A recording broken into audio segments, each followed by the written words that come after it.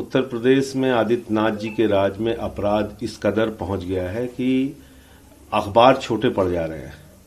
आज मैंने एक अखबार की खबर देखी जिसमें 3 घटनाएं। बुलंदशहर में एक दिव्यांग बच्ची की हत्या कर दी गई, दुष्कर्म की आशंका है।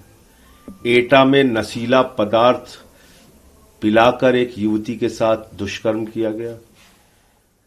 और बिल्हौर कानपुर देहात का इलाका है जहां पर कि दुष्कर्म के बाद कुएं में फेंक दिया गया बच्ची को, जब दुष्कर्म नहीं कर पाया आरोपी। तो मुझे लगता है कि ऐसे मुख्यमंत्री को अपने पद पर रहने का कोई नैतिक अधिकार नहीं है। उनसे उत्तर प्रदेश संभल नहीं रहा है।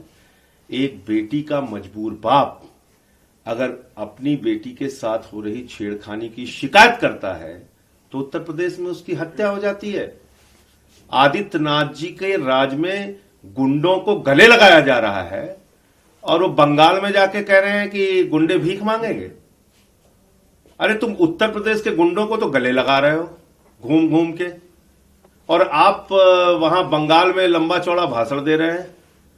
तो मुझे लगता है कि अगर इस सरकार में जरा सी भी शर्म और हया है, ये भारतीय जनता पार्टी बहुत हुआ महिलाओं पे अत्याचार, बहुत हुआ महिलाओं पे अत्याचार, ये नारा दे के आई थी।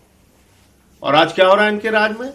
6 साल, 8 साल, 10 साल छोटी छोटी बच्चियां दरिंदगी का शिकार हो रही हैं।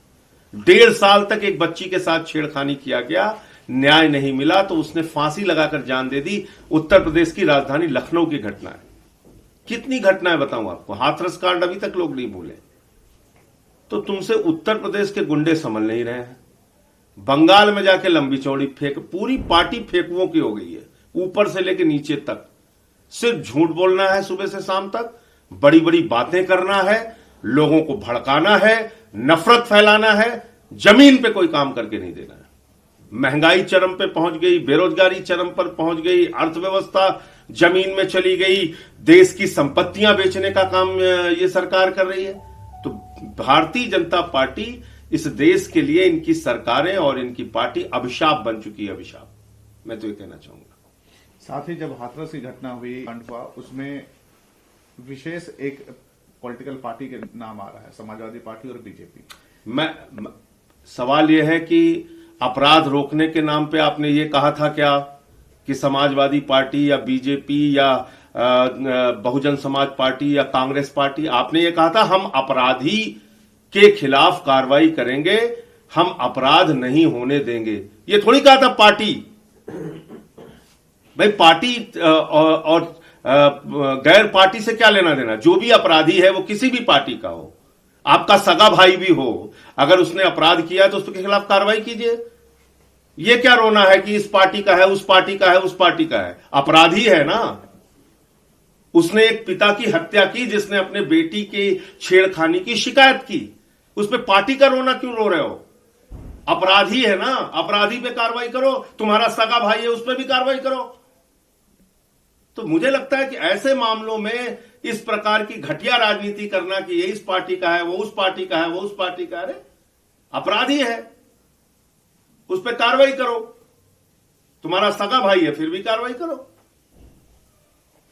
दूसरा सवाल मेरा बंगाल से है। इस जगह रिपोर्ट हुई है कि जब कोई वैक्सीनेशन लेकर आ रहे हैं तो पर्ची मिल रही है जिसमें देश के प्रधानमंत्री मोदी जी की तस्वीर। देखिए, ये वैक्सीनेशन कोई प्रधानमंत्री जी के निजी खाते से नहीं हो रहा है। उनका कोई निजी खाता नहीं है जहां से पैसा लेके उन्होंने वैक्सीन खरीदी हो।